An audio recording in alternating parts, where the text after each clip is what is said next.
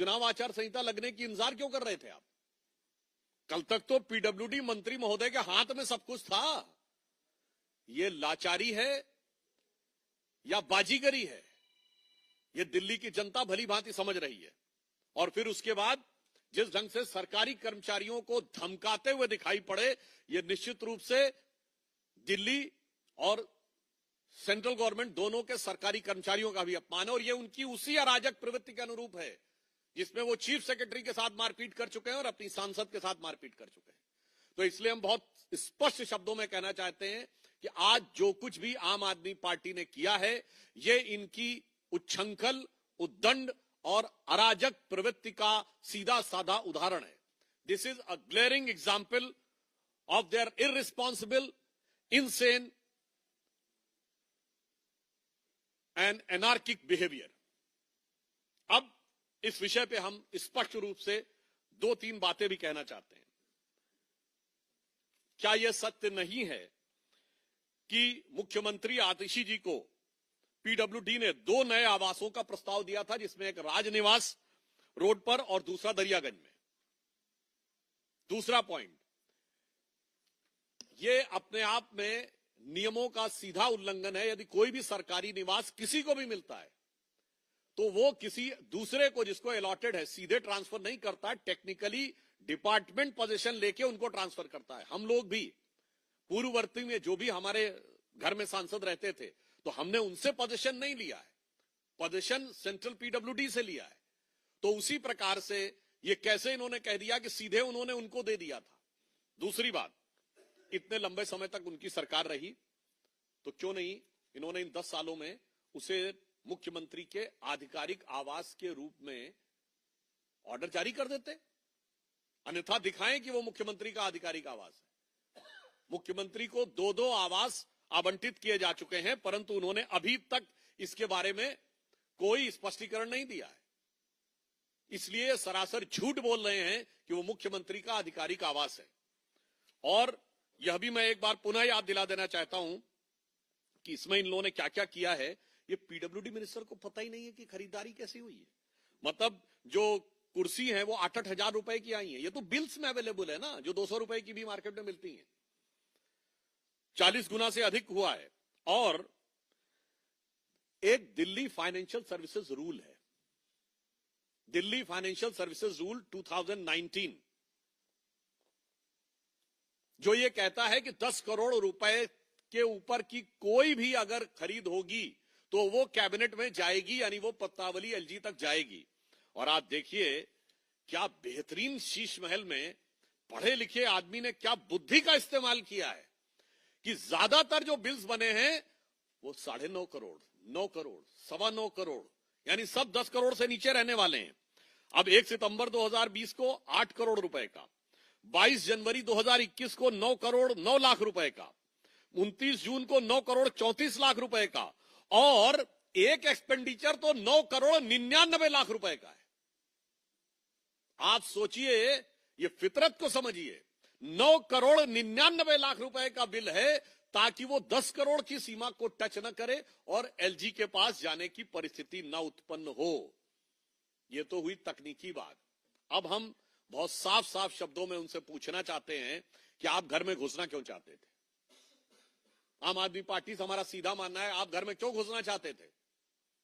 क्या कुछ सामान इधर उधर करना चाहते थे?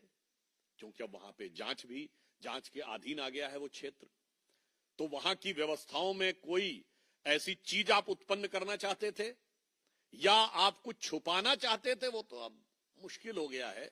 मुझे लगता है कुछ उठाना चाहते होंगे या बिगाड़ना चाहते होंगे, क्योंकि पूर्व में इस देश में ऐसे उदाहरण मिले हैं जब पूर्व मुख्यमंत्रियों के आवास में से कुछ उठाया या उखाड़ा गया है। तो मैं आम आदमी पार्टी से पूछना चाहता हूं कि आप कुछ उठाने या उखाड़ने की फिराक में तो जबरन घुसने की ये घबराहट, बौखलाहट या खिसियाहट तो नहीं दिखा रहे थे।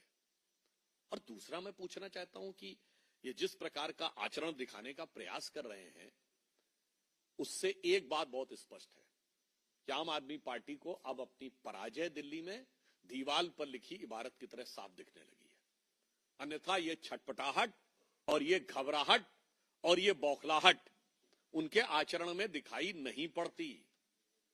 और फिर मैं यह भी उनसे कहना चाहूंगा अंत में कि आप कितना भी प्रयास कर लें, मतलब ये तो वो पार्टी है, मतलब ऑन द लाइटर नोट अगर हम कहें, वो जो पहले ये गीत गाती होगे, पुराना गीत था ना चाहूं घोड़ा गाड़ी, ना चाहूं बंगला गाड़ी, ना चाहूं हीरा मोती, केवल जन लोकपाल केवल हमें दे।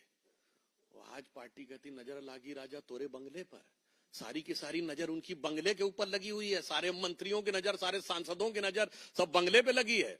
तो हम स्पष्ट रूप से यह कहना चाहते हैं कि अब आम आदमी पार्टी की स्थिति वो हो गई है, केजरीवाल जी की स्थिति यो हो गई है। भ्रष्टाचार का जो भीषण और विभत्स प्रदर्शन इस शीश महल में हुआ है, उससे दिल्ली की जनता ठगी हुई महसूस कर रही है। और आम आदमी पार्टी जो कुछ कर रही है उसको हम ये कहना चाहेंगे कि अब जो चेहरे से ही जाहिर है छुपाएं कैसे। ये आम आदमी पार्टी के लिए है कि अब जो चेहरे से ही जाहिर है छुपाएं कैसे, तेरी मर्जी के मुताबिक नजर आए कैसे, घर सजाने का तसव्वुर हुआ बात की बात, अब तो मुश्किल है कि इस घर की हकीकत को छुपाएं कैसे। और मगर भारतीय जनता पार्टी पूरी तरीके से प्रतिबद्ध है कि उनके इस भ्रष्टाचार के स्मारक को पूरी तरह जनता के सामने स्पष्ट करेंगे और उनके किसी भी प्रकार के छल और प्रपंच को कामयाब नहीं होने देंगे। और दिल्ली की जनता के साथ जो भ्रष्टाचार हुआ है उसे उजागर करेंगे। और हमें पूर्ण विश्वास है कि दिल्ली की प्रबुद्ध जनता ने अब इनके चेहरे पर लगा हुआ मुखौटा पूरी तरीके से उतरा हुआ देख लिया है। तो अब इन चुनावों में जनता इनको उपयुक्त, प्रभावी और करारा जवाब देगी। धन्यवाद। प्रश्न आमंत्रित है नीलू रंजन, दैनिक जागरण।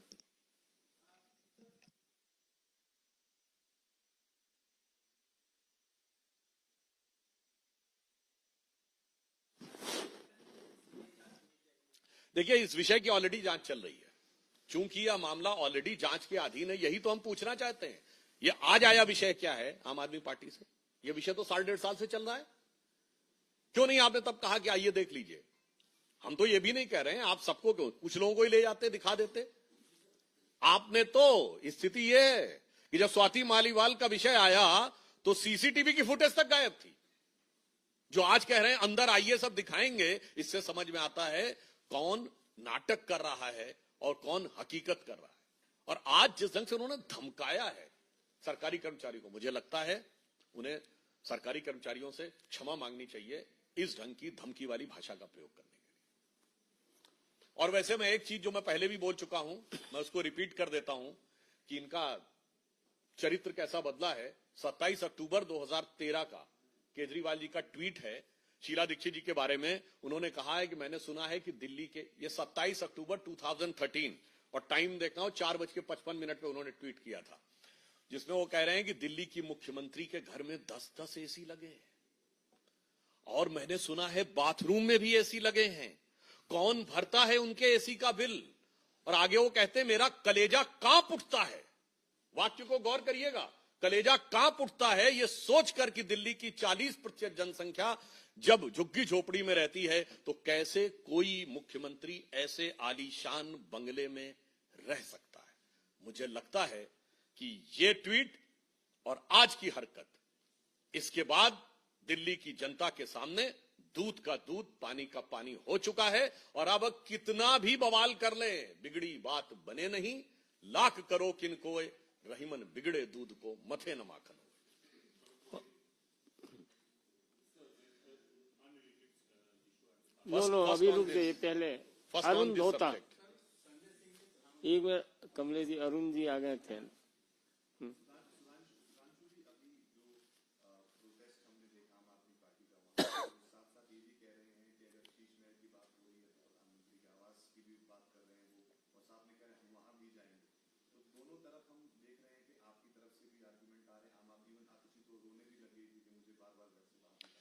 देखिए, पहली बात तो हम स्पष्ट रूप से कहना चाहें ये इनके नैसर्गिक अराजक चरित्र का परिचायक है। और मैं आतिशी जी से भी कहना चाहूंगा इतना भावुक होने की आवश्यकता नहीं है। मुझे समझ में नहीं आ रहा है भाई कोई बात तो राजनीति में होती है। वो तो जब केजरीवाल जी से जेल में मिलने गई थी तब भी उनकी आंखों में आंसू आ गए थे। तो मुझे नहीं लगता इतना भावुक होने की आवश्यकता है। और दूसरा, मुझे समझ में नहीं आ रहा इसमें किस बात का भाव। अरे भाई, 1 महीने की बात रहेगी, 1 महीने के बाद आम आदमी पार्टी की तो सरकार आनी नहीं है। और अगर आम आदमी पार्टी का दावा भी मान लिया जाए तो आशीष जी नहीं रहनी है। अस्थायी मुख्यमंत्री स्थायी आवास के लिए आंसू बहा रहा है, ये कुछ समझ में आने वाली बात लगती है क्या? ये अस्थायी मुख्यमंत्री तो शब्द आम आदमी पार्टी का दिया हुआ है। इसीलिए इनका पीछे का मंतव्य क्या है, इनके पीछे का गंतव्य क्या है और भविष्य का भवितव्य क्या है, ये दिल्ली की जनता भली भांति समझती है। कमलेश जी, भारत। देखिए, हम एक बात कहना चाहेंगे, ये भी इनकी राजक प्रवृत्ति का प्रतीक है। और ये तो बहुत दावा करते हैं ना, पढ़े लिखे मुख्यमंत्री हैं, आईआईटी ग्रेजुएट हैं, आईआरएस ऑफिसर हैं। प्रधानमंत्री आवास की आप तुलना करते, प्रधानमंत्री का आवास आधिकारिक प्रधानमंत्री आवास है। 7 लोक कल्याण मार्ग हर प्रधानमंत्री का आधिकारिक आवास है। मोदी जी भी उसी में रह रहे हैं, डॉक्टर मनमोहन सिंह उसी में रहते थे, वाजपेयी जी उसी में रहे, देवगौड़ा जी, गुजराल जी, पीवी नरसिम्हा राव, चंद्रशेखर जी, वीपी सिंह जी और राजीव गांधी। बचपन से जितना हम लोगों को याद है देखते हुए आ रहे हैं। मैं चुनौती से पूछना चाहता हूं, वो क्या आधिकारिक आवास है? अगर है तो उसका आदेश दिखाइए। Kindly put the government order mentioning that Bangalore is an official CM residence. वो तो 6 बंगलों को तोड़ के बनाया गया। और मैं दर्शकों के लिए भी और देश की जनता के लिए भी बताना चाहता हूं, ऐसी बचकानी और शातिरानी हरकत नहीं करनी चाहिए। भारत का प्रधानमंत्री दुनिया के सबसे शक्तिशाली देशों में से एक, सबसे संवेदनशील देशों में से एक। बहुत सी ऐसी बातें जो स्पष्ट नहीं कही जा सकती। हम न्यूक्लियर फ्लैश पॉइंट के ऊपर बैठे हुए हैं, दोनों तरफ हमारे न्यूक्लियर पावर्स हैं। भारत के प्रधानमंत्री आवास में सुरक्षा की स्थिति में हर प्रकार की सुरक्षा होती है।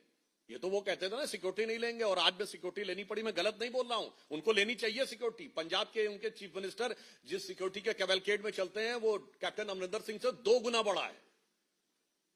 सुरक्षा की आवश्यकता है, इसका मतलब या तो आप बचकानी हरकत कर रहे थे या शैतानी हरकत कर रहे थे। अब मैं बताना चाहता हूं प्रधानमंत्री जी की सिक्योरिटी के अंदर किस प्रकार का, उसमें chemical weapon, biological weapon, missile का अटैक, एयर का अटैक, और यहां तक कि अगर भारत के ऊपर कोई एटॉमिक अटैक भी हो जाए तो उस सब की भी व्यवस्था होती है। ऐसी बचकानी, ओछी और छिछोरी बातें करके आप जनता की, प्रबुद्ध जनता को भ्रमित नहीं कर सकते, इस दिल्ली और देश की जनता को। और कोई प्रश्न? हिमांशु।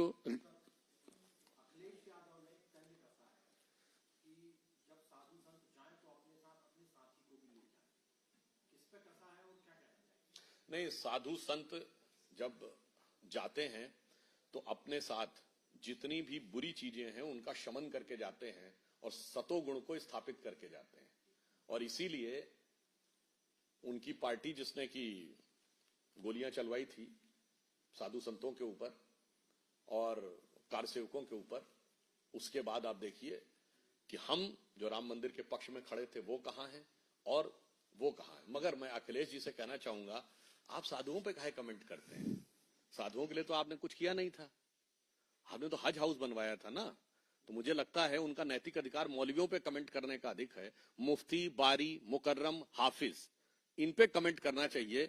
उनको साधुओं के ऊपर कमेंट करने से बचना चाहिए, क्योंकि कहा गया है जे घर साधु न पूजिए हरि की सेवा नाई, ते घर मरघट साड़ के भूत बसे तिनमाए। अब आप समझ सकते हैं किस पे लागू होता है।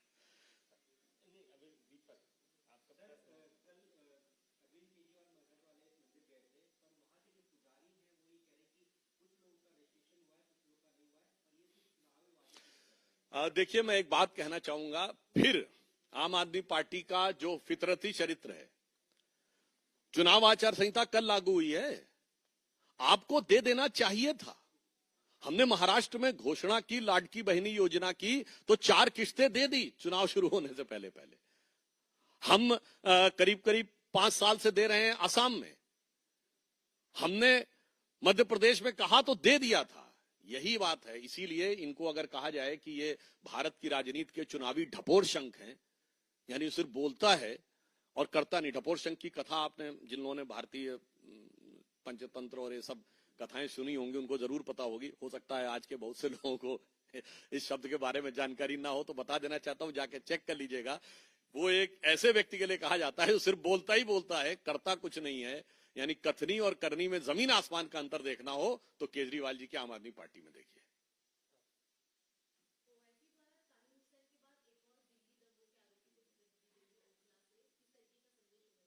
नहीं, ये संदेश वही है, सब एक दूसरे के साथ।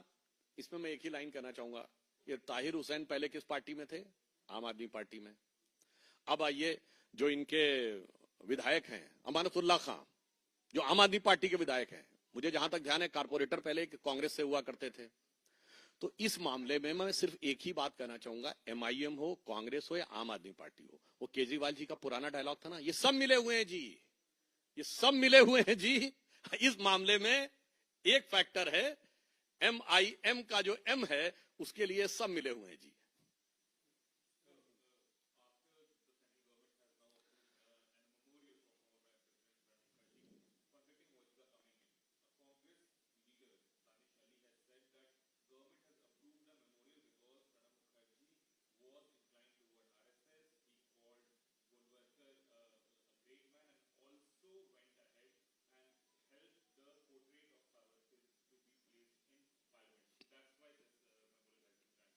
I think there are two aspects of this thing. One, how respectfully and with dignity Prime Minister Narendra Modi deals with those leaders who have contributed for this country. Pranab Mukherjee ji was given Bharat Ratna also. I would like to remind to Mr. Danish Ali that we have given Bharat Ratna to 3 Congress leaders. Madan Mohan Malviya was Congress president. P.V. Narasimha Rao was Congress president and prime minister, and Pranab Mukherjee was president of the India. And biggest statue of, tallest statue of Sardar Patel. We have also given, Modi ji's government has also given Padma awards to S.C. Zamir and Tarun Gogoi. क्या कहना चाहते हैं? आपने तो परिवार के बाहर किसी को नहीं दिया। और रही बात इसकी आरएसएस की, तो I would like to remind to mister Danish Ali that Jawaharlal Nehru has praised RSS and invited RSS on 26th of January 2013. And Mahatma Gandhi has praised RSS and he has said that I has been taken to RSS camp by Sri Jamnalal Bajaj and he went to Wardha camp of RSS and he said that the RSS which is practicing discipline and untouchability को जैसे दूर करके रखा, this is प्रेजवर्दी। और ये संपूर्ण गांधी वांग्मय के खंड 89 में है, पेज नंबर भी होगा तो बाद में बता दूंगा। ये महात्मा गांधी का लिखा हुआ है। तो मुझे लगता है गांधी से बड़े राहुल गांधी के शिष्य लोग बनने की कोशिश ना करें, गांधी नेहरू से बड़े बनने की कोशिश ना करें। बस अंतिम सवाल है।